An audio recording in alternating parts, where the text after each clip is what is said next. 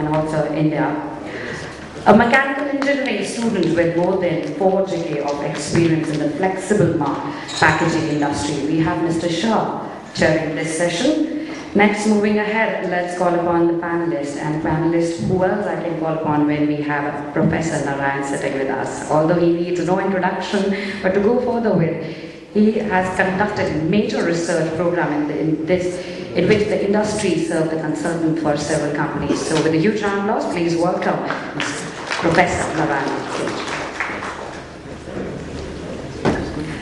Next, moving further, to join the panelist list, we have Dr. UK Saroop, Vice President Business Development, Reliance Industry Limited, obtaining a PhD degree in polymer technology from Indian Institute of Technology. Dr. Saroop is working with Reliance Industry since 1992. He is also a member of Bureau of Indian Standard and related technical committee of ISO and many more. So we have Mr. Saroop here as a panelist. Moving ahead, we have Dr. A.K. Ghosh, Professor IIT Delhi. Okay, we have Mr. Ghosh on stage, an engineering student holding PhD degree from State University of New York. We have Dr. Ghosh has conducted research on rheology and processing of polymer-related, processing polymer blends and alloys, mixing and compounding many more.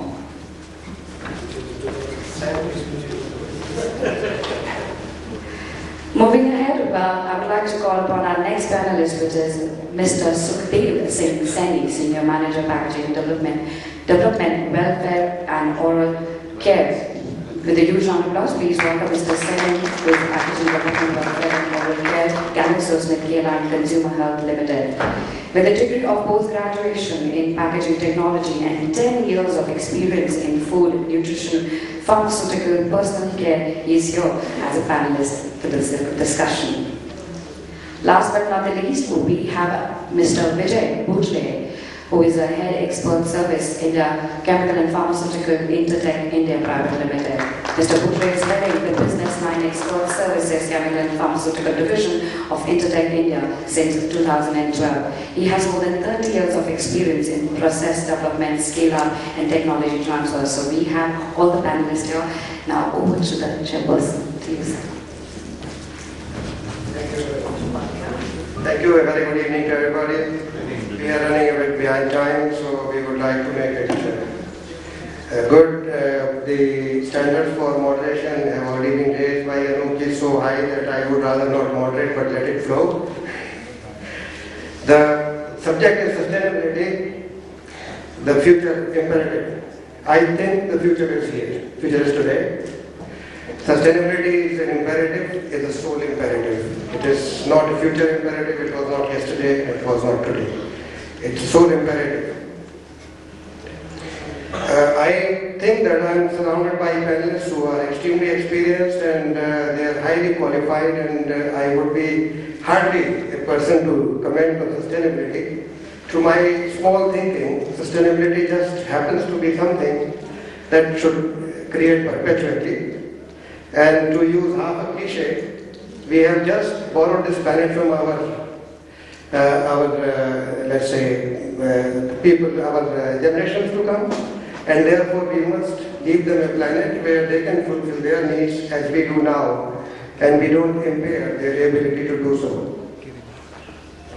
But somewhere along the line, as looking for our comfort, economic progress, scientific progress, and what we think is value, we have probably lost the objective somewhere. And therefore, we are today in a situation, we have global warming, and like the Professor Narayan told us in the morning, the ocean is holding 3,000 gigatons of carbon dioxide, when the atmosphere has only 730 tons. And with the melting of permafrost and whatever else is happening in the world, I think we are already in a critical situation. And I'm not so sure that unless a concerted effort is made now, we will be able to reach the objective of leaving a livable world for our children. Therefore, it's now. Talking about sustainability in packaging, I think packaging is a very wide subject, as sustainability itself is. Because we were told in the morning also, and we all know that this metal, paper, and a whole lot of other materials which go into packaging, but somehow we are these days attuned or accustomed to thinking about packaging in terms of plastics, and because plastics is being seen as today as the main culprit for all the problems that the earth seems to have. We are discussing collaboration, we are discussing integration. I think we now need a truly integrated approach to reach a sustainable life. We should have innovation, we should have substitution, intensive research and development, and heavy investments. And this must all dovetail into one major effort, which is multi-pronged and multifaceted. We have here the ideal panel which can do that for us. I would first like to invite Dr. Saroop. He is a renowned person in the field, and he comes from a company which is committed to sustainability, and we will start with his experience in our studies. Thank you. Thank you.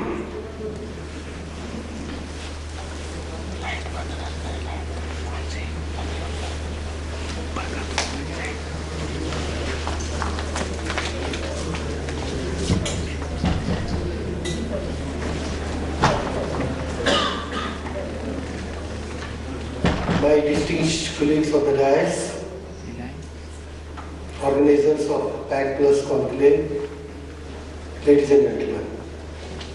It's a very profound privilege for me to get an opportunity to talk to this august gathering. Well, Professor, these two words have been going around last almost a decade in our country, and no conference is complete without two words like GDP and sustainability. Now, unfortunately, GDP is floundering throughout the world, and somehow our country is also following the suit, but sustainability has to remain there, and I'm sure about it. Now, when we talk about sustainability, there are so many definitions which have also become like Hindu way of defining things. But one of the things, not exactly the definitions, but one of the thoughts which really touched my heart a couple of years ago about the sustainability. It was not about sustainability, but I correlated it with the great master Michael Jackson. When he passed away, I think it was 2009, and then there was when his last night was to be performed, and he had one of his very profound friends. Her name was Queenie Latifah. She made a comment about Michael Jackson that Mike was a man of passion and he was a man of compassion. Somehow this sentence touched my heart. I said, all development is passion, but to sustain that development vis-a-vis our Mother Earth is sustainability. This is the way I think I look upon it. And but going about a legalized definition last 3 decades, that sustainable development is meeting the needs of the present without compromising the ability of the future generations to meet their own needs. This has become virtually an official definition of sustainability by the Norwegian Prime Minister Bhujle in 1980, and by and large the focus has been on this. To substantiate it is another very wise saying, I don't know who has said this, that we have not inherited this Mother Earth from our forefathers, but we have taken it as borrowed it from our future generation. So we have to give them back, not with simple interest, but with compound interest. So now, sustainability, when we talk about, one of the key things to sustainability is the conservation.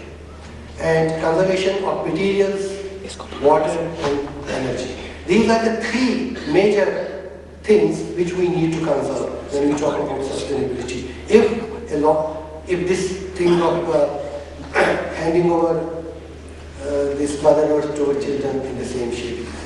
Now, and in this I must tell you, Indian plastic industry is taking the lead. And Indian plastic industry cannot do anything unless our end users, our people like Glaxo, GSK and Cadbury's are there, unless they. I will just give you just 3 case studies, and I must compliment 2 persons who are there. One is from GSK, Mr. Singh, Mr. Saini, and Mr. Bhujle, with whom we have worked together. It's a very down-to-earth approach, but when we see the results, the ramification of the conservation of resources has been huge. The first case study is the glass replacement. And I have taken some help from Professor Ghosh, who did a lot of calculations for some other thing which we have extrapolated here. A typical Horlicks bottle weighing 1 kg. Now this was traditionally being packed in a glass bottle weighing 750 grams. So I remember in the year 2006, around that time, we had a colleague working in GSK, his name is Shriman Banerjee. Now he has shifted to US, I believe. Yeah. So he came to me that we are having a lot of pressure from our principals that, and we want to make some change. So we said, what can we do? He said, you have a grade of polypropylene which is clear, which is glass-like clear, which has got moisture, because Horlicks is a very moisture this prone product. It is hygroscopic, highly hygroscopic product. And why don't we? I said, I don't know. So the story began. I had Mr. Udit Seth here also. So he's there. So we approached them that look, we have a glass bottle weighing 750 grams. Can we replace it with a polypropylene clear transparent bottle? The story began there. We, GSK, 4 stakeholders, Pearl Polymers, and the machinery manufacturer ASP International, we worked virtually in a collaboration and devised a bottle of 72 grams. Am I right with it? 72 grams bottle, replacing a 750 grams bottle to sell. And then there was no looking back. Then we approached Mr. Bhujle, sir, GSK has done it. I like Bournvita more than Horlicks because it is more chocolatey. So help us, sir. He said, okay, fine. So we went in. And then I get a call from Heinz with the Complan. So what we call these health drinks. So these 3 health drinks have given a lot of help to my down-to-earth, lowest density polymer, polypropylene, replacing traditional materials like glass. And today I can tell you the consumption of 0.9 density material is 15,000 tons per annum. And now if you multiply it by the factor 10, if it was in the traditional material, it would have been just 10 times that. It would have been 150,000 tons. Sir, this is sustainability. This is conservation of resources. This is a small data. How much energy saving when we, and very important thing is the fuel saving and the water consumption, which has considerably been replaced. So this was a small step towards the conservation of resources, and a lot of things are following after that. This is one case study. Second case study is there are 85 dairies in India making this very interesting product, what we call flavored milk. And the number of bottles used every year is 45 crores, 450 million bottles are being used every year. And they are traditionally glass bottles. Why glass bottles? Because the shelf life of this product inside pack has to be 6 months, 180 days minimum. 180 days minimum. Now how to achieve in a thing like milk, which has a shelf life of not more than 8 hours at ambient temperature? This is retorted at 120 degrees centigrade for 20 minutes. And then it can have a shelf life of 6 months. So we took a challenge. I remember Mr. B.M. Vyas was that time chairman of GCMM Amul. He said, why don't you, I was making a presentation to him on some other things like this GSK thing and other thing. He said, we have this product, why don't you help us in this? I said, sir, it will be a privilege if you help us. So we devised a bottle, the traditional glass bottle weighing 150 grams to add 200 ml of milk, flavored milk, has been replaced by a PP ISBM bottle weighing 13 grams. So 45 crore bottles weighing 150 grams has a potential. Of course, only few dairies have, because they have to make some changes, hardware changes into the equipment, has been replaced by 13 grams. So we imagine the conservation of resources by replacement in terms of energy, in terms of fuel transportation, and in terms of water consumption. This is second case study. Third, recently we have replaced this Glucon-D bottle, which is also the same thing. But one case, lastly, I will take just 2 minutes, which is really revolutionized the concept of packaging in this country. Very silently, red colored bags become very popular in the red state of West Bengal.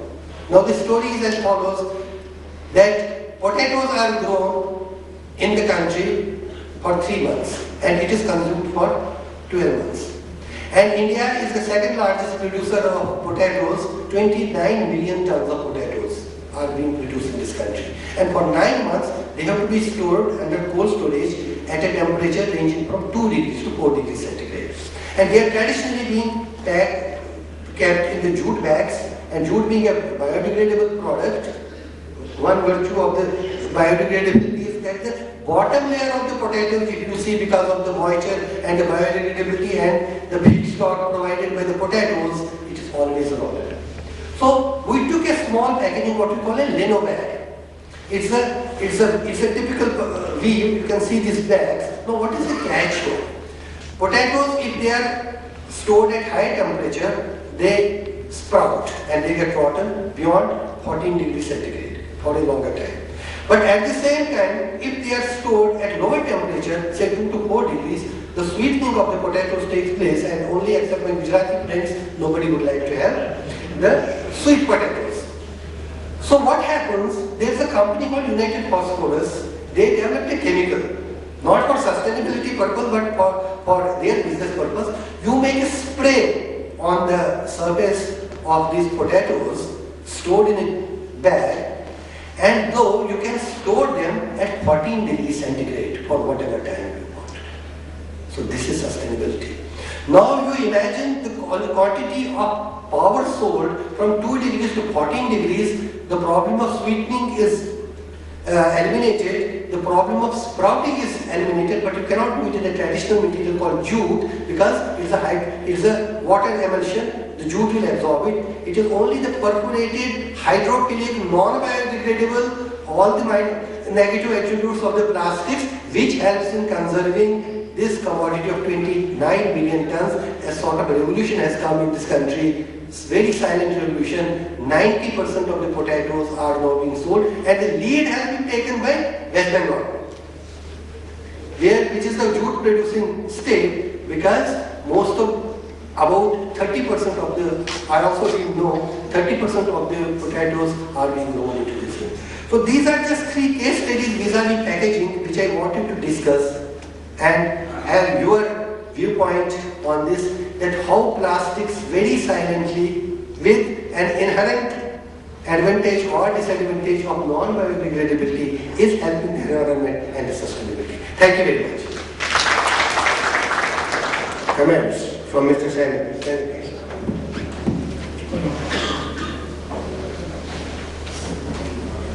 Good evening, everybody.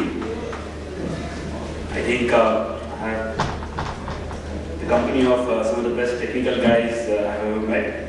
So I'll just touch upon a few topics wherein I can bring a consumer perspective and from marketing viewpoint and what people think actually generally. So it's one of the cliched questions which has been asked to me, like what does sustainability mean to you, rather than a definition point of view. So for me, it's like basically making Earth a better place for everybody every day. So that's like something which we try to do, bring in something better for everybody. And to just share some example, like what I practice before like I teach sustainability and work on sustainability, I have tried to plant around 200 trees at my native place. Do not litter around anywhere, and surprisingly I've seen a lot of my colleagues, friends and educated people littering around, so that's something I just convey the message that this is something which we need to understand, and in a country like India we need to work on it. And definitely we are doing some very good work in recycling and all, like paper, it's like something which India leads around the world. And something like paper bag or reusable cloth bag, that's something I even carry in my car every time when I go to shopping. So I would just like to emphasize 3 challenges which we should try and discuss, and also like to hear comments from the people. One is that something for the converters and machine manufacturers, automation guys, like how do we make sustainability more affordable so that people can think about it, people can implement it more easily, and companies can implement it easily into the systems and make it more affordable. For people like us, technologists, designers, how can we embed sustainability into innovation to make it more presentable to the marketing folks? And last, to the marketing sales guys, how do we make sustainability relevant to the consumers? How do we present our text, our brand image to the consumer in the form of not say carbon footprint or carbon dioxide or tons of CO2, but then in more presentable format, in number of trees being saved or number of car trips being saved. So that is also a very big challenge we are facing, like how do we present this data to the consumers. Thank you.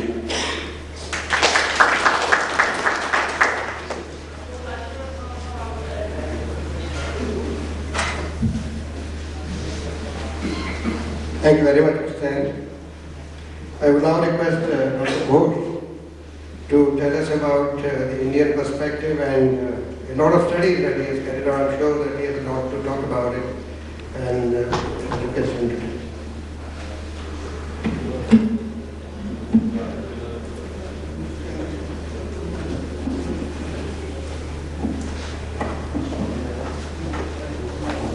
Let me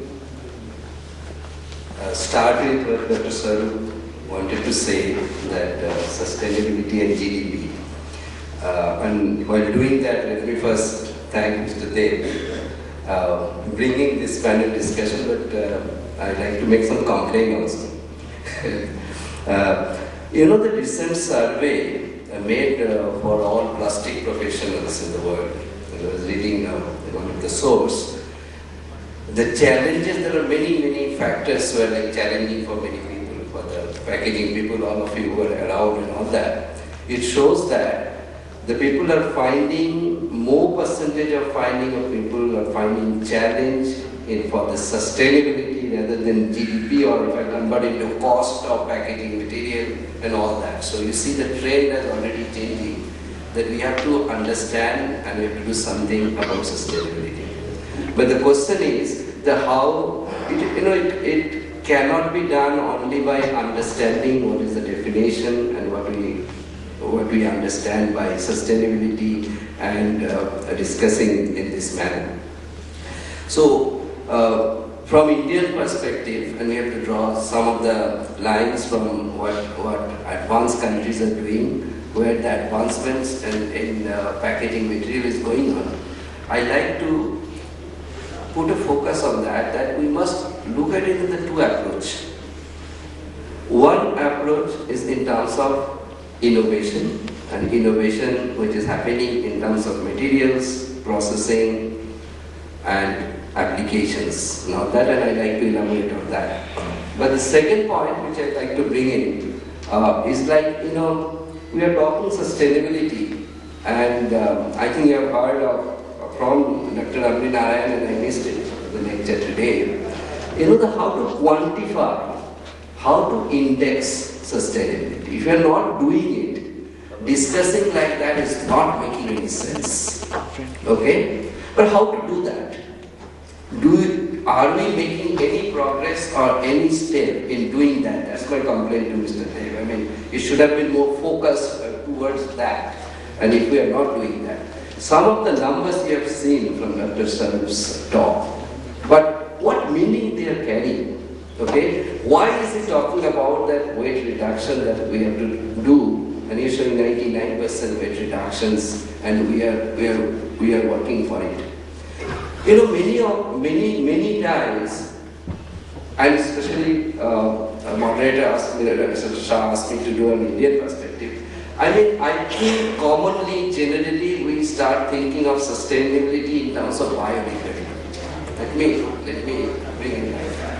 Okay, what goes into the market? What can is it biodegradable? Biodegradable only does not mean sustainability. We must understand that point. Okay, and that's why what we have to do. We have to take a very global view of it. And that's the life cycle analysis approach and all that. And I don't think we in India have geared ourselves, and the people who are involved in the packaging industry or promoting or using that, we are doing that, and we have to take it to that level. Today, we should decide to take that action to do that. And I'll take a few minutes more from the moderator to tell that. When you see those data, we must understand that we have to, when I say the total view, that means what Dr. Saroop also wanted to say, and what the definition of life cycle analysis wanted to say, is that material, energy, water, and all the savings is being done. Then it has to be done from a cycle, from its beginning to the process where the raw material has come from, and then the process that is happening, the transportation also that is saving all these things, and where it is going post use, or can we take it or give it to another life. Okay, so if we all together start thinking that we will now take a holistic approach, we must not, any material can be sustainable. And we have the advantage of thinking that polymer or plastics being a very lightweight and the flexible, obviously we can do that. But because we are not only thinking of that only waste management or packaging, biodegradability, or how to take care of it. So the future is immense. So what I wanted to say, that if we can think about it, then not only the material reductions, the new material that is coming, because what I wanted to take, my first point is that sometimes we are doing over packaging. We are not thinking of reusable packaging. I think US and Europe are thinking of reusable packaging. How much in Asian countries we are thinking of reusable packaging? Maybe because of the change in our climate, because of change in or the way we handle the packaging material, the requirement. So the previous panel what was discussing, those advancements, we have to put it together to think about that we can have a new material. We can have even a thinner material with the much improved properties. Okay? We know that when we think of now bio-based materials, which Dr. Narayan already have given us all the awareness and all that. Okay? So I will stop at this point to ask myself and all of you to think that there should be a new approach, and there should be a quantitative approach, and let us decide to take that in this panel today, maybe end of it, because another thing is that it requires immense data and training to do that. But all together, if we develop that kind of tools to evaluate all these materials, will be, in future, will be very successful in making all our materials sustainable.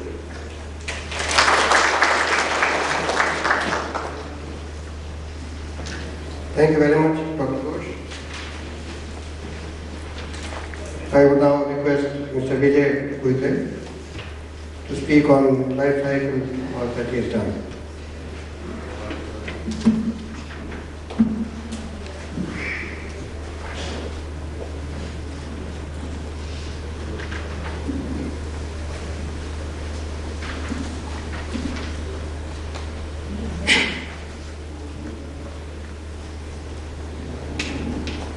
Good evening, everybody. I will share some of the experiences within my company actually about sustainability, actually what we do. And we have been talking about sustainability, but how to really gauge, Professor Ghosh touched upon it, and one of the ways is life cycle assessment. And when you talk about product life cycle, it is material, raw material, what is required, component manufacture, then product manufacture, product sale, then product use and product disposal. So actually this is cradle to cradle actually, or cradle to grave. And all these actually, raw material extraction, if it is mineral, it may require all these electricity, power, water, resources, all this.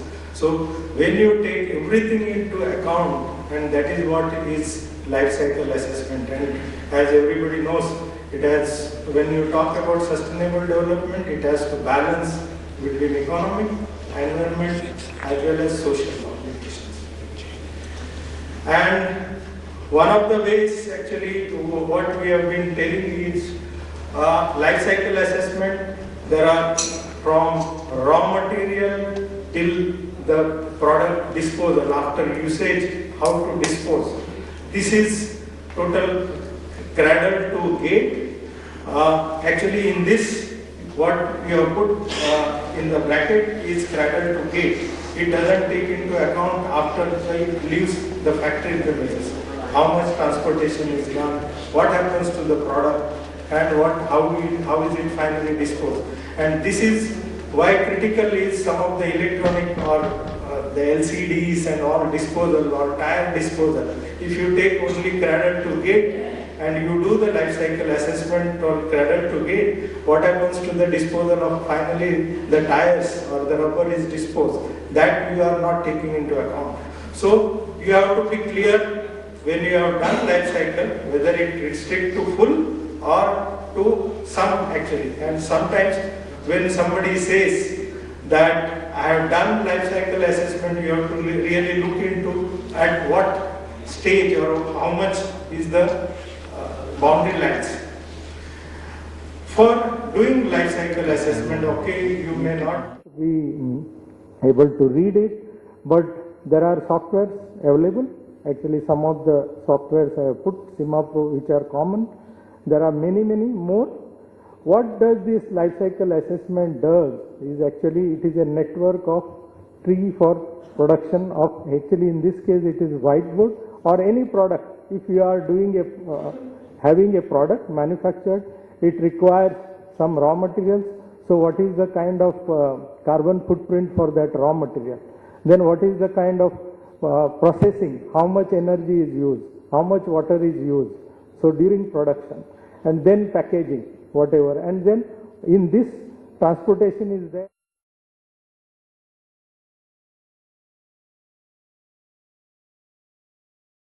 Raw material transportation to your factory and from factory to some depot and then to the final consumer. All these are put into the boxes, and the thickness of those actually just for visual, this one which is thicker, that is having more carbon footprint. And this gives on visually which area I have to tackle. Actually you don't know, we talk about sustainability, but how to go about it. So one which is giving you the maximum or the carbon footprint or whatever is maximum, that you can start with actually. That will give you the bigger impact. So no point in saying only the packaging I will only restrict to. You have to see which is the part of it. Just to give few examples, I come from SIBA, actually SIBA, one of the packaging. Earlier it was done in 25 kg kits, then somebody said 200 kg drums, and then larger 1000 kg bags, 3 times usage. So what is the impact of that? Actually, like Dr. Saroop said, 25 kg, the saving 25 kg to 200 kg drum was 28%, and on bulk packing it was 87% saving on carbon footprint.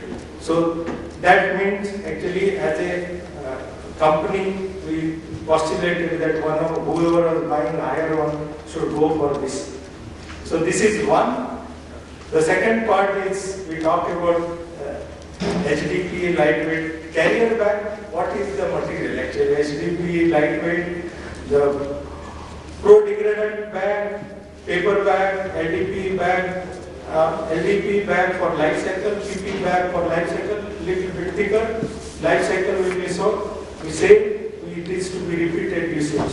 So when you do the life cycle assessment, and actually here the factors are, do we use single, or how do you dispose of the carrier bags, recycled content, how many times do you use, and how do you compare the bag capacities. These are the factors, but when you do the life cycle assessment, you see those two are the ones which are coming down is it was your light baggage for light uses, that means repeated uses, and once you see that the PP bags, if you are using say more than 15 or 20 times, it is as good as your biodegradable bag. So it depends actually, you have to, but if you do that and throw it after 2 usages, then it is of no use. So this will give you a clear picture whether really it is a sustainable or not. Then again, something similar to Dr. Saroop's presentation, the wine bottle. So it was earlier the heavy ones, then it came what can be done. So they changed it to lightweight, reduction in 5-10%. So and then further from glass to PET bottles. So these are the savings actually, manufacturing time, how much is saved, total transportation, because now less weight, transportation has reduced, and the end of life, that is degradability, what is the kind of impact. You can get a clear picture on this, and it has saved like 800% on impact, 91% weight reduction, all this. This is the PET one, and further if you go with the pouch, and then there is further reduction from 750 grams to 36 grams actually, and there is a huge saving. And actually when we talk about sustainability, we talk most commonly about the carbon footprint, but you can talk about actually ozone depleting material, like when you talk about refrigerants, that is the one. You can tune it to carbon footprint or carcinogens or ozone depleting agent or putrefaction. There are different parameters which you can compare actually. Whenever you are, actually these are probably more important when you have improved upon your product from earlier X to Y, whether I am better off in those carcinogen or toxicity or fish toxicity, what is my level. So these are handy tools actually. The life cycle doesn't mean only carbon footprint. It's, we have, in lack of time, we have just put this one, but it can be used. Then, this is Walker chips actually. Just to give an idea, it may not be the true for all of this one, but here if you see carbon footprint, 44% is on raw material, 30% is in manufacturing the chips, then 15% is in packaging, 9% on transport, and 2% is on disposal. This is whole. When you take full life cycle, this is what is there. So if you see here, the packaging is only 15%, and actually generally for this one it varies from 5 to 15, the packaging. So the real culprit is somewhere else actually. But that doesn't mean that we should not improve upon the packaging part. And in this, what I am saying is, this is, I have not put a full case study, but just to highlight, this case study was taken up, and then we realized that 30% is going in manufacturing, and here the problem was when, because Saroop said potatoes, he said potatoes were bought actually. These walkers were buying potatoes on weight. So the farmers because weight, so they were, when storing, they were using humidified air so that the weight of the potatoes will increase. And when potatoes had higher moisture content, you had to, when you are frying, you have to use more of energy, and because of water there was more of emissions, which was bad, and oil was also getting depleted, actually getting bad faster. So then when they realized this, so then Walker said, let us not get into this, so we will go by the weight and the moisture content, net we will pay. So what did this do? The farmers didn't have incentive on putting that weight, so they stopped using the air conditioner and this one, they saved energy there. And Walkers, because they had the less moisture potatoes, they saved. So overall, actually, why this is, because it is a holistic approach. Actually, you cannot go only by this. It came for packaging, but it led to this kind of this one. So we have to see the holistic approach for your product. And conclusion, actually there are two conclusions. LCA, study of your environmental impacts that can vary complexity and data requirements, not just carbon footprint. Starting point for future studies. Actually, the LCA is not an end itself. It is a beginning. It is a tool which you can use it for improvement of your this one. Important marketing tool for eco-labeling, because many people use carbon footprint 72 grams, 20 grams or something like that, that is okay. And potential cost saving use. And then I found, actually last week itself, Packaging World, there were 10 tips for sustainable packaging design. And this I have put from that, actually, last week only it was that. The first step is take a life cycle approach to your packaging design. Evaluate each component of your package. Consider new alternatives for distribution packaging. Look for opportunities to make your packaging reusable where it makes sense. Consider changes in your product. This is, I don't have to elaborate all this, but this is the first step packaging, and this is greener package, and this is what, and usually I attend quite a bit on green chemistry, and they have 10 tips for green chemistry, so I thought this is a good 10 tips for packaging design. Actually, this can be a starting point for all of us, actually. With that, thank you for your Thank you very much. I now request Professor Narayan to give his comments and speech. Thank you. I thought we are in a potato convention. Well, I already spoke my piece. I'm glad that Vijay included, at least on the 10th tip, was use renewable feedstock. So I'm glad the first lecture was useful. For me, I've already given you a lecture, and I thought I might educate just some comment on, we hear a lot about global warming, climate change, so I thought I would take this opportunity to share with you this whole issue.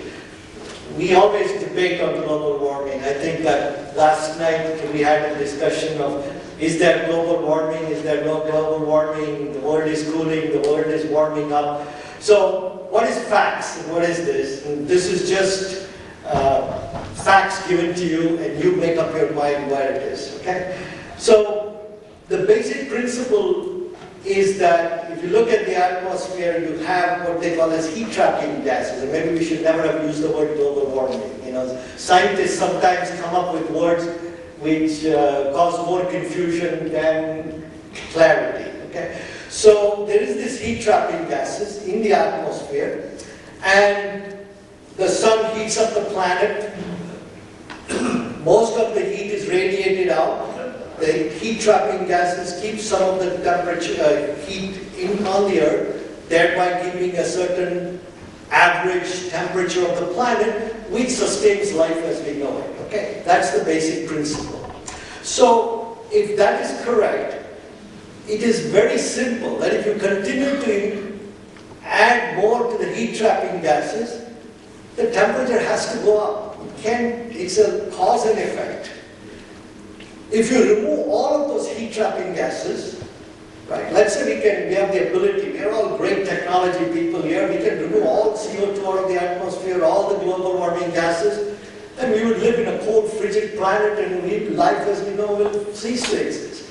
So you can't just take out heat-trapping gases, you can't put it in, you can't put a dial like, putting it warm or cold, it's what it is, and you have to manage it, right? That's really one message to you. So, I have this example for you to take home when you want to explain global warming, okay? And this I took from a lesson in astronomy. If you look at Mercury, it's the closest planet to the sun. Of course, therefore, it is a burning furnace. So temperatures in Mercury reach 465 degrees Celsius. Okay? At night, it drops to minus 184 degrees Celsius. Why is that variation? There is no atmosphere, no heat-trapping gases. So think for a minute, if you took all these heat-trapping gases out of the earth, it could be like Mercury, it would burn up in no time, right? Venus, the second closest planet to the sun, has the highest average temperature of any planet in our solar system. It reaches 465 degrees Celsius, but it doesn't change at all. And Venus is hot just because of this heat-trapping gases. Its atmosphere is made up of, guess what? CO2 and sulfur dioxide, which causes a strong greenhouse gas trapping the heat. So that's Mercury, there's Venus. And then Earth, which is the third planet from the sun, the average temperature is 7.2 degrees Celsius. Okay? And that's because of that heat-trapping gases. Now, we may debate whether, as the moderator pointed out, should it be at 420 parts per million CO2 or 380 or 600, and when will catastrophic failure occur? We can debate that, right? But it will occur if you do nothing. Okay? And therefore, the whole idea behind sustainability is how do you manage resources in a sustainable way, in a closed-loop way. And this just gives you an example of a way to explain what happens, what doesn't happen. My last slide is very interesting because this was also part of a dinner discussion last night, which I thought would be interesting. These are facts, right? The left side, you see a graph which is in parts per million now. So you're going from 1960, 310 parts per million. Remember, that's when the Industrial Revolution occurred. And you can see that the CO2 levels rising up to about 308, 370, 380. This is known as the Keeling curve. These are actual recorded numbers. So clearly CO2 levels are increasing. CO2 is a heat-trapping gas. Okay? So what is going to be the effect if you do nothing? There will be moderation. The Earth has got great capacity. More plants will grow. It will fix the CO2. There will be things happening. Right? It's like if you abuse your body, you can take it for a certain time, but ultimately there will be catastrophic failure. Or you could be like George Burns, who used to smoke a cigar every day and live for 100 years, and you can say, well, I can live for 100 years if I smoke a cigar, but we know what the problem is. So what I'm saying is CO2 levels increases, and then on the right side is very interesting, because you will hear this argument a lot. The temperature is increasing, the temperature is decreasing, depending on whose side you are. You can take these numbers and present it whichever way you want. So if you wanted to say there is global cooling and there is no warming, look, it's so hot here, how can there be, or so cold here, it cannot be so. You take this point, data point right up here in the 2000, it was very high. The next year it dropped. So you show these two data points and say there is global cooling. How can you talk about global warming? See, here's my statistic, here's my data.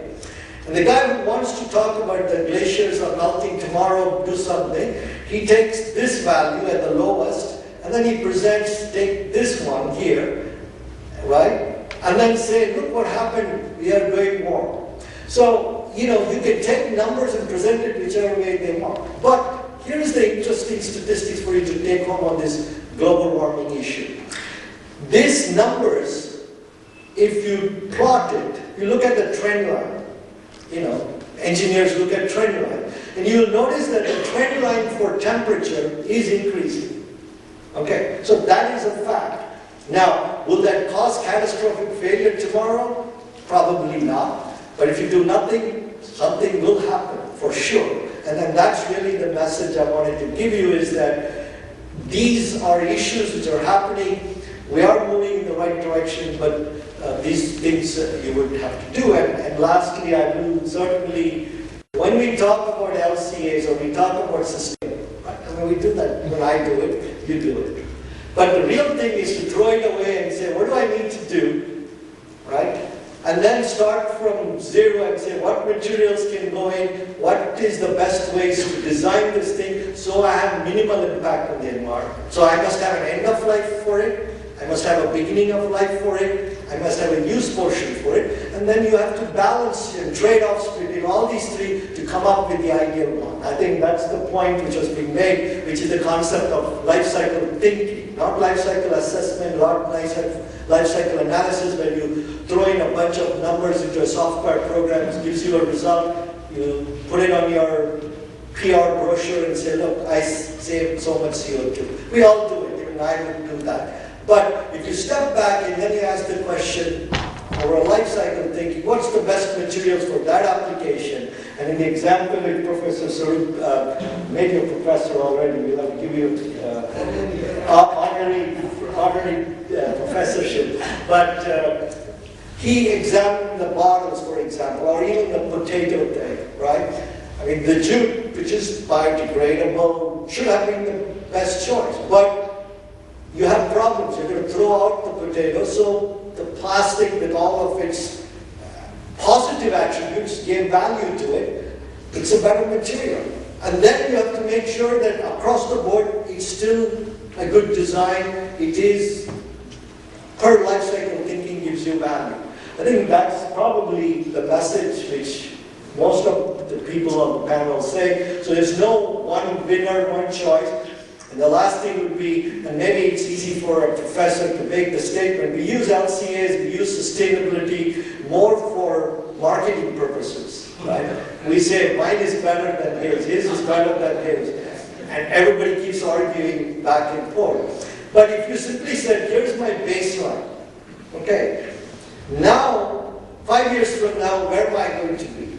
10 years from now, where am I? And this conclave could literally ask the manufacturers of products here, an example, we moved to this, we reduced so much. Well, what else did you reduce? And if everybody does that, over a period of time, you will be sustainable or moving towards sustainability, moving towards zero waste, because that's your goal. Then you're not comparing, okay? But that's an idealized version. A professor talking, you have to meet your bottom line, you have to get money, revenues going, and so you'll do what it takes to make it happen. So, given that reality, at least you adopt life cycle thinking, I think we all will be a better place. So thank you very much.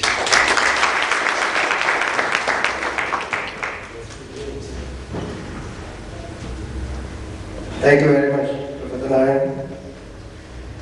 I have some questions.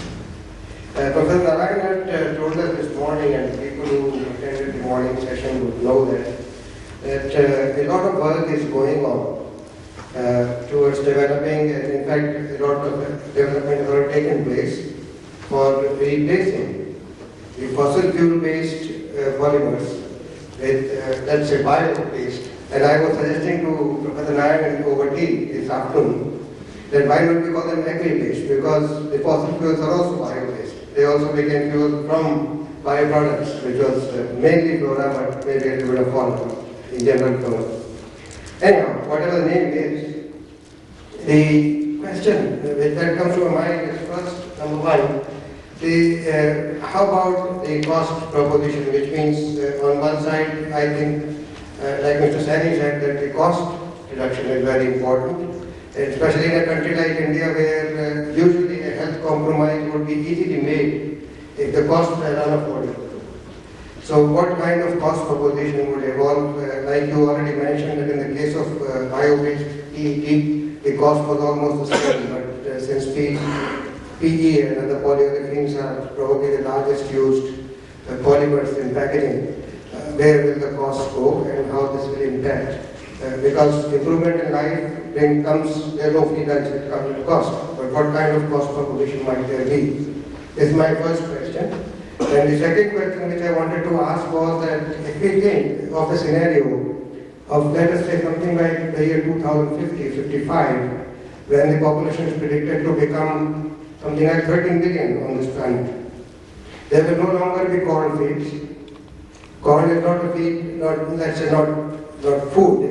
It's given to horses or whatever in America, we eat it here. But nevertheless, if we have these corn fields, will not there be a huge pressure from populations who are not, actually the populations are moving into forests and we are destroying the habitat of animals, and I'm sure that in that case there will be demand and pressure from humans to change farming patterns and get these farms producing food stuff and corn and then PLA or whatever comes next.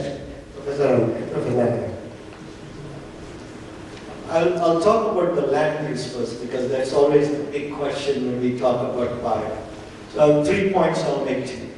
One, PLA or polyethylene or polypropylene coming from a bio-based feedstock doesn't have to be food crop-based. Right? It could be cellulosic, lignocellulosic, it could be algae, it could be any of those. Okay, that's point one. The second point is, we make the assumption is that if you switch to a crop-based feedstock, corn, soybean, whatever have you, and make a product, therefore people are going to go hungry. Right? And therefore, you should not be doing it. But let's look at the reality, at least in the US, because this debate is in the US. US corn industry was blamed when the riots in Egypt happened, and they said, oh look, you're producing ethanol, therefore all these food shortages are happening. The reality is in Egypt, it was wheat they were using, it had nothing to do with corn. But the blame came on this, and I think the US corn industry did not even respond because they didn't know what they're talking about.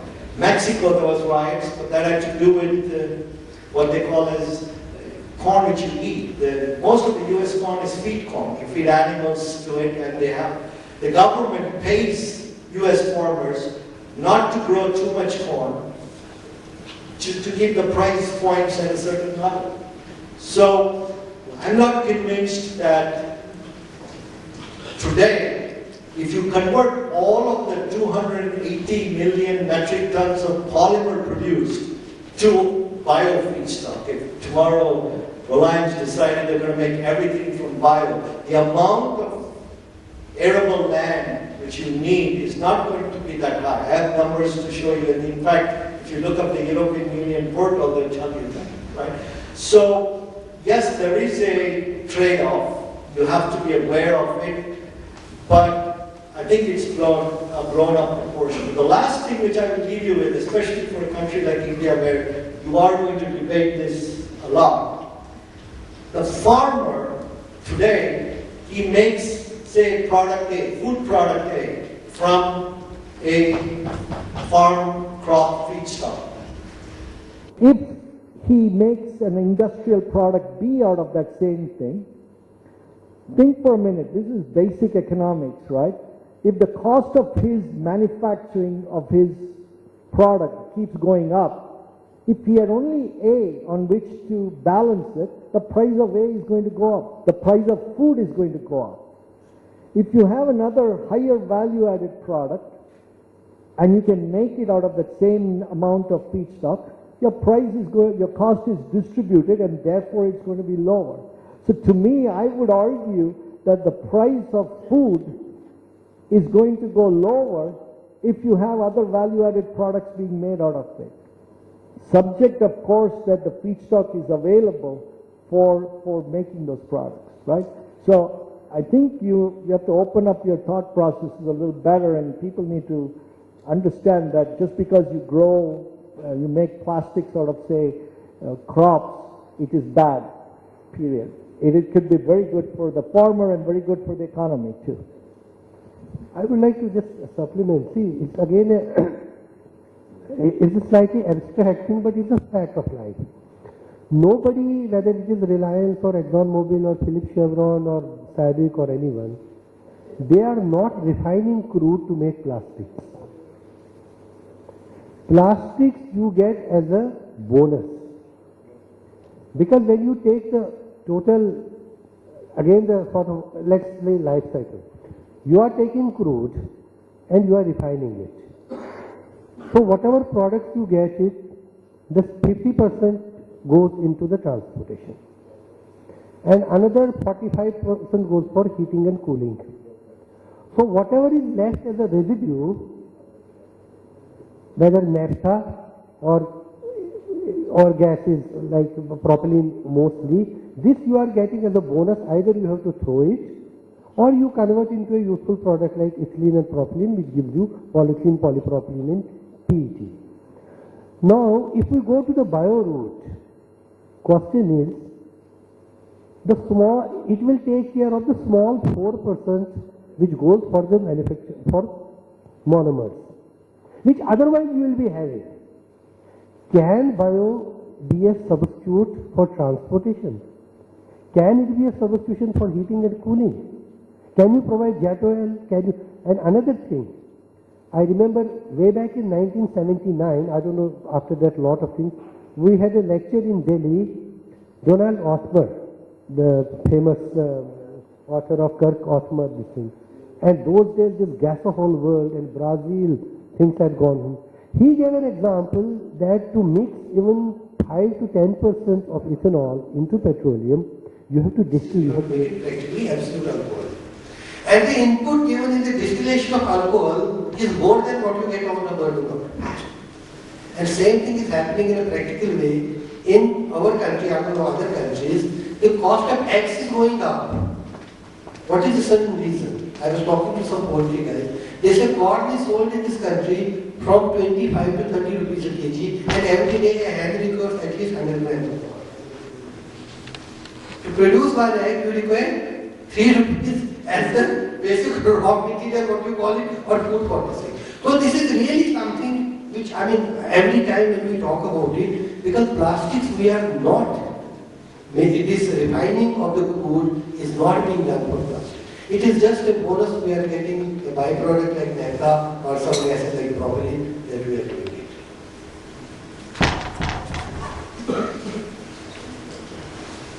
Hello? Actually, basically, what we are saying is we are looking at particular like biofuel or biodiesel. There is a debate actually how much you can really take from corn or anything. So we will have to have a different methodology for making alcohol or that kind of thing. And we talk about okay biodiesel or biofuel adding, and we are adding to sustainability. But the real fact or thought for the day for all of us is when you again a human being life cycle assessment if you do, then you will find that what you are spending on transportation, your cars and transportation, as well as your home energy level, that is more than 50 or 60% of all put together. So onus is on us. Okay, biodiesel, bio, all that is fine, but how can we reduce our load on transportation and at home, how careful we are on reducing our energy consumption. That is the biggest factor actually. If you see the weightage wise, these two are the biggest ones. And if we have or we put a weightage on that, then other things are much more, I think, simpler to tackle actually.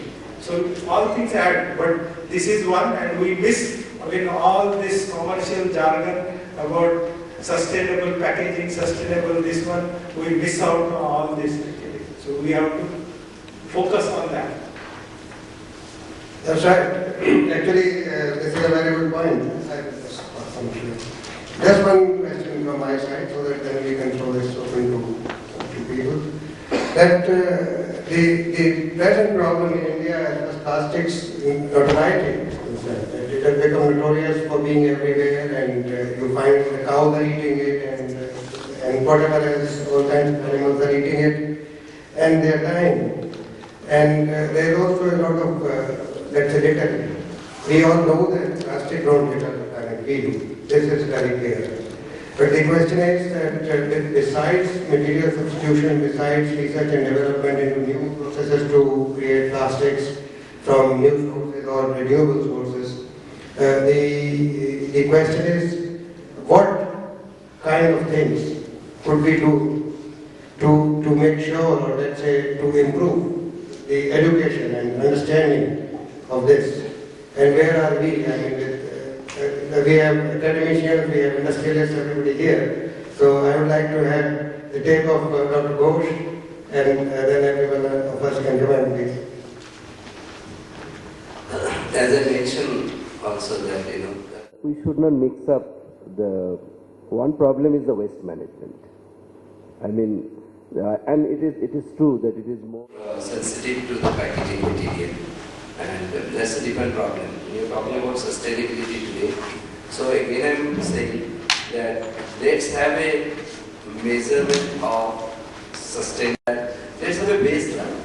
I was trying to indexing in all steps. Okay? You should add together and there should be a baseline that if you reach there, you know that this material is sustainable. So in terms of awareness, we should bring it to the industry, we should bring it to ourselves. It should be part of education also. We should take it up into the curriculum so that we know that we are properly being able to judge any material, not only bio-based plastic and the petroleum-based plastics, and that it is a sustainable material. This is one thing. The second thing is that the other thing is the littering, is the waste management, and why it is going there and all that. That we have to take care of it because it's the packaging material that goes there. Thinner the material is, more it is going there, that's the other problem. So even if I'm saying that through the life cycle thinking, one of the approaches says the lesser the weight of the packaging material is better. That may create another problem, but then we have to have a solution for that. So education and awareness we need it for that purpose also. So both has to come as a complementary for the sustainability of any material packages. Can I add to this something? See, again it depends on the basic definition of sustainability when we talk about the three aspects: societal, economical and environmental. We have this PET bottle. I remember way back in 2000, around 2010, when Reliance started PET. Before that, PVC bottles were in vogue for drinking water. And today, we have in India a consumption of PET is almost 400,000 tons, in which everyday use bottles may be about 50%. So initially, it was a big concern that I think in this room, if we see, the number of bottles is much more than number of the carry bags. So what happened, that within a couple of years, within 2 to 3 years, this problem was totally solved. And now you don't see a single bottle littered anywhere, even on the railway station, even on this thing, why carry bags? Because it became the sustainability took place in terms of the economic viability, because almost 100% of the drinking water bottles or CSD bottles are being recycled into value-added products. So basic chemistry came into that they can be depolymerized and they can be converted into fibers and things. And those thin carry bags, they don't have much economic viability. So I fully agree with this thing, the latest regulation what are there that is minimum 50 micron. We are in the industry support that 50 micron should be there, that it will be an economic incentive to the rag picker or the environmental. But when we see again the whole in the totality, can anyone imagine the water being unpackaged? Impossible. But then it has a value addition, it has a societal positive point, it has an economical point of view. Automatically the problem of waste management has been eliminated. Yeah, I tend to agree with you as a corporate and industry. And the government policies and regulatories. I think the recycling bit should also be extended to post-consumer waste to be also taken into consumer also, because I think globally they are doing it. rPET is very much available, everybody uses that. In fact, we as a corporate, we also are talking to the regulatory guys on how can we use polypropylene, because we consume more than around 8 million bottles a month actually. So that's huge numbers. So if the real challenge is like supply chain actually, because internationally the supply chain of mineral water, people go pick it up and then it's very clean. They don't mix it with fertilizers or pesticides or harmful chemicals, so it's very clean there. But in India, the real challenge is the supply chain, where it gets mixed with everything, and the cost of literally taking it back to the consumer would be like too high actually. Rather than we prefer going to the virgin PET actually. So that's kind of challenge we're facing. We're already working on it, but definitely the regulatory policies and along with some thinking would like help, and maybe another some time we would be having our own recycled bottles also, and which should be used for again as a consumer products. And one interesting fact I just wanted to share. Today in India, the cost of the recycled polymer granules is almost double what it used to be virgin polymer 5 years ago. The cost economics is there's a value addition. Today, good quality recycled material is say about 70 to 80 rupees kg. And 5 years before, the basic virgin polymer was 40 to 45 rupees. And virgin is about 45. So we will take questions. Prof. Gupta first. So, one thing which very clearly comes out of this deliberations is that life cycle or the carbon footprint should not be taken in isolation of the life and the times which we live in. For example, let us take shampoo. In shampoo, the 98% of its carbon footprint comes from the hot water we take a bath with. Now, this means what? We stop using hot water. No. Now, say this packaging is a small sachet. Now, this packaging is considered as a bottle. If you go to sachet, the shelf life would even go less. I have another friend here who is from chocolates. If you see chocolates, if somebody throws a chocolate wrapper out, the amount of carbon footprint which is more in the milk or the cow will give the milk in intestinal gases. The pouch is the wrapper which he uses for chocolate is approximately 2 to 3%. Now, say, so I think, say for example, like we have talked about lightweighting. Say, heavier glasses are more inefficient than lighter glasses, lighter glass bottles. Plastic bottles are better than that. Flexibles are better than that. So all flexible pouches will be better than glass bottles. So does it mean that we replace all glass bottles with pouches? No. So what I wanted to say was that in many of these cases, we see what is practical, what it is done, and how it should be tackled.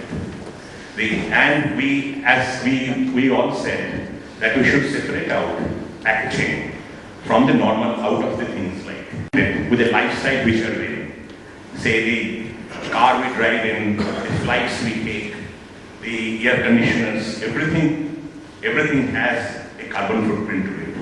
And perhaps packaging adds much less. But I agree that packaging is very, very prominently seen all around and something. So this is with respect to packaging, what we are talking about, the carbon footprints and things like that. Secondly is in carbon footprint also, I think when you talk about biodegradability and land masses and things like this, there is one very important thing which I saw in the last presentation, which was water. So let's not forget what it takes to produce a biodegradable product from an agricultural product, because it also consumes water. And we talk about corn. The corn, say a man can survive on 1 kg of corn, but as you correctly said, a poultry, for 1 kg of poultry it takes 2 kg of corn, for 5 kg of corn go into making of 1 kg of beef? Does it mean that what we have? Does it mean replacing one with another? Perhaps it can, which will take us towards more sustainable tomorrow in plastics. Thank you. Mr. Ramani. I just want to mention that I print this magazine in Polymer Society, and it is from paper and it comes from a place where you have to be very careful about using paper. I decided right from the beginning that I only print 1,250 copies and should effectively distribute in the right place and take the right nice articles to go through. All of you are having the copy today. One. If I had to do this, the next one I designed was a CD which contained the packaging issues only for all of you to be there. Now, left to me alone, I would have gone for CD pen drive to give this instead of the CD. Because CD, I don't know whether it is polycarbonate or whether I don't know whether it is polymethyl-methylacrylate. I wouldn't know. Well, the problem of talking about using is very good. I am a fellow of the Institute of Materials. I believe that materials should be conserved, whether it is oil, gas, or polymers. Now, when you treat all these things together, in total, we have oil change over to nitrogen cell energy, which is coming up, and we are saying automotive going for electrical cars so that we save a lot of fuel. Now, we are downgrading plastics for automotive with the same material. Now, why do you think all multinational companies working on automotive, the same people talked about 25 years or 20 years back to use X, Y, Z engineering plastics, and today they are looking at biomaterial and biomaterial. Very simple. Now, these things are done with an idea of reducing the material input. I really appreciate Dr. Saroop. He took very careful and nice examples of food products being shown as a replacement from plastic, TP. Well, it's a very wise decision that he took to show only that and then potato. But nevertheless, the flexible packaging, which is also going through the same process of down gauging, is giving its own problem because when you down gauge, the people don't have a resale value, so they take it. Especially in Indian type of country where the population is very high, very difficult to educate every look at it. So I had even pointed out earlier that products like this tobaccos and things like that is again a big problem because they consume, they don't work, their mind doesn't work, they just throw the plastics out. Now, as far as government is concerned, increasing the gauge for 40% over the 40 gauge, I appreciate that that was a good move, which Saroop also agrees. But doing the same thing for biodegradable plastic was a wrong concept. I think Professor Narayan knows what I'm talking about on that. Now, question is, ultimately, we have to find an answer of a good living, not only to us, to the future generation. Obviously, sustainability has to be thought in total, not as Dr. Ghosh pointed out, more from the world scale. And when world have come down to the feeling that yes, we have to be sustainable, why not we also think about doing that? Thank you very much. I think we can take just one more question because we are out of time already. Please. Hi, I'm Sukhdev from Packaging India. This is a question both to the professors as well as packaging buyers who are here. Recently, there was a rumor that Apple has come up with a packaging that is very biodegradable and much more friendly, that can be put into water and dissolved. Okay, so, but that adds up to the cost. This is a rumor, I'm not sure about that. Is it possible? And when the costs go up, are the packaging buyers ready to move into that direction? This is my question to both of you. I don't know whether Apple is going to do that or not, but there are bio-based starch foams which is in the marketplace, which is used for packaging and which is dissolved in water. In fact, Cadbury's introduced a tray, this was 10 years ago maybe, either policies or regulations. It's going to be a hard climb for, you'll always get 10-15% of the market, but it won't going to be a change. There are certain certain glamorous issues and economic factors also in this. Recently there was a small exhibition in our office in Reliance. Very nice check shirts they had put there. So I also went during the night time to see the cost of a half-sleeve check shirt was 3,700 rupees. So I asked him why it is so costly. He said it is 100% cotton. I said, still it is costly. He said, no, it is from organically derived cotton. I said, 3,700 rupees and they found our Reliance Center to be the best return. I just offer one more comment to this cost issue, which is my favorite bit. Whenever anybody tells me about cost, and if you are going to be selling bio-based product, you need to find the customer who buys a Porsche or a Lamborghini or one of those cars. They still buy it. It still gets you from point A to point B. But still people buy Mercedes, Benz, E-Class. Why don't they buy the cheap, regular cheap cars? They don't. So it's all in the marketing and the sale of it. There are consumers, there are customers who want these products, and they are the ones you have to target. Otherwise, you won't see. I mean, yesterday I saw Porsches lined up there and wondering what is it going to do here, but it's there. So there are customers who are capable of buying such products, and that's the first target for all these things there. But they've replaced only the high-end value products with this. Gives them a big PR for it. Cannot replace all the products with that because it's 30 to 40% more expensive. The hope is that as you continue economies of scale of higher production, the cost will go down and you'll have some trade-offs coming in. You know, when oil was $40 a barrel, nobody touched PLA. When oil went to $100 a barrel, PLA became very attractive because the pricing was in the right range. So ultimately this industry is going to depend on cost a lot, and until there is some either policies or regulations, it's going to be a hard climb for, you'll always get 10-15% of the market, but it won't going to be a dramatic change. There are certain glamorous issues and economic factors also in this. Recently there was a small exhibition in our office in Reliance. Very nice check shirts they had put there. So I also went during the lunchtime to see the cost of a half-sleeve check shirt was 3,700 rupees. So I asked him why it is so costly. He said it is 100% cotton.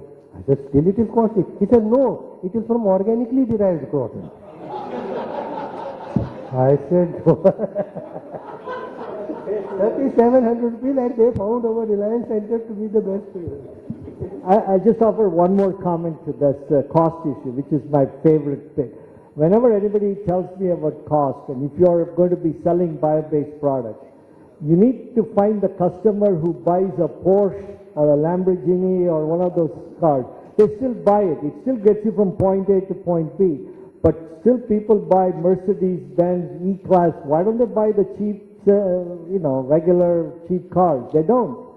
So it's all in the marketing and the sale of it. There are consumers, there are customers who want these products, and they are the ones you have to target. Otherwise, you won't see. I mean, yesterday I saw Porsches lined up there and wondering what is it going to do here, but it's there. So there are customers who are capable of buying such products, and that's the first target for all these things there. I'd just like to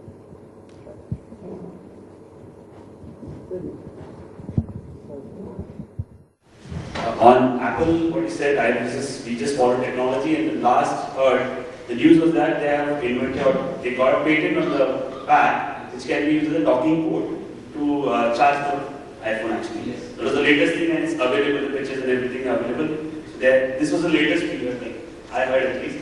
So definitely it can be checked out in the future actually. Okay, ladies and gentlemen, thank you very much for bearing us out. Thanks for your comments. Just to sum up very briefly, I would say that the efforts are on, and this is not the end of the road. In fact, it's just the beginning, and there's no tunnel, but still there's plenty of light around. I think a lot of research work is going on, a lot of material substitution going on, a lot of information dissemination going on, a lot of consumption going on, a lot of studies are going on. Everything is together, everything is one place, and I think we have a very, very bright future to look to, and I think sustainability is no longer just a pipe dream, it's an all here. Thank you very much.